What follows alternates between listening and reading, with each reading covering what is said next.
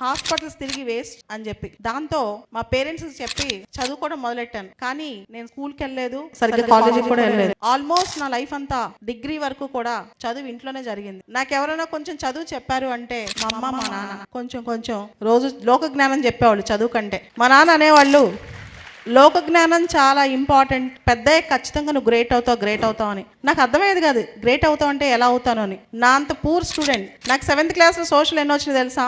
25 marks. నేను స్కూల్కి వెళ్తే మా టీచర్ మొద్దు, క్లాస్ అందరిలో కల్లా మొద్దు ఎవరంటే పలానా బాలలత అని చెప్పేది. సో అట్లాంటిది ఇంటర్మీడియట్లో డిగ్రీలో కూడా చాలా తక్కువ మార్క్స్. స్టిల్ నేను సివిల్స్ పాస్ అయ్యాను. దానికి మీకు కొన్ని అసలు ఎందుకు జరిగిందో చెప్తాను. నాకు 11 months ఏజ్ ఉన్నప్పుడు మా పేరెంట్స్ అందరికీ పోలియో చుక్కలు వేపిస్తారు కదా, అలానే పోలియో డ్రాప్స్ వేయించారు. అవి రియాక్ట్ అయిపోయినాయి.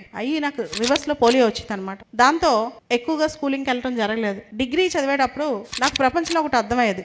ముఖ్యంగా మన తెలుగు కుటుంబాల్లో మనిషిని వాళ్ళ చదువు చూసి కానీ, వాళ్ళ అందచందాలు చూసి కానీ, వాళ్ళ డబ్బులు చూసి కానీ గుర్తిస్తారు. మనకి ఏదైనా లోపం ఉందనుకోండి, లేదా మనకి ఏమైనా ప్రాబ్లం ఉందనుకోండి, ఖచ్చితంగా చాలా మంది చిన్న చూపు చూస్తారు. అందరూ కాకపోయినా చాలా మంది. మీకు నా లైఫ్లో జరిగిన ఇన్సిడెన్సెస్ ఒకటి ఉన్నాయి, 2-3 చెప్తాను ఇక్కడ. నేను ఏదైతే షేర్ చేసుకోగలనో పబ్లిక్లో అవి చెప్తాను. నాకు చిన్నప్పుడు ఫోన్ నెంబర్స్ బాగా గుర్తుండేవి. మా నాన్నగారు ఫోన్ నెంబర్స్ బుక్లో రాసేవాళ్ళు కాదు, నాకు చెప్పేవాళ్ళు గుర్తుపెట్టుకో అని. గుర్తుపెట్టిన వెంటనే చెప్పేదాన్ని. చెప్పినప్పుడు ఒకసారి మా చుట్టాలు ఆవిడ ఉంది. దేవుడు కొన్ని తీసేస్తే కొన్ని పెడతాడు. పాప మీ అమ్మాయికి కాళ్ళు తీసేశాడు కదా, అందుకని ఈ మెమరీ పెట్టాడు చాలా అని. నాకు చాలా కోపం వచ్చింది. నన్ను ఎందుకు అలా అంది అని గుర్తొచ్చినప్పుడు కోపం వచ్చేది. అలా చాలా ఇన్సిడెంట్స్ నా లైఫ్లో జరిగాయి. 100 మినిమం 100 లెక్కేసుకోవచ్చు, చిన్నప్పటి నుంచి పెద్ద అయ్యేదాకా. ఈ సందర్భంగా నాకు ఒకటి అనిపించింది అనమాట ఒక స్టేజ్లో, ఎందుకు ఇలాంటి లైఫ్ బతకడం కన్నా చచ్చిపోవడం బెటర్ కదా, అసలు ఇలాంటి లైఫ్ నాకు ఎందుకు అని. కానీ ఏమీ ప్రూవ్ చేసుకోకుండా ఈ వరల్డ్ వదిలేసి వెళ్ళిపోయాం అనుకోండి, మనం ఏమీ ప్రూవ్ చేసుకోకుండా హిస్టరీ మనల్ని ఎప్పుడో మర్చిపోద్ది.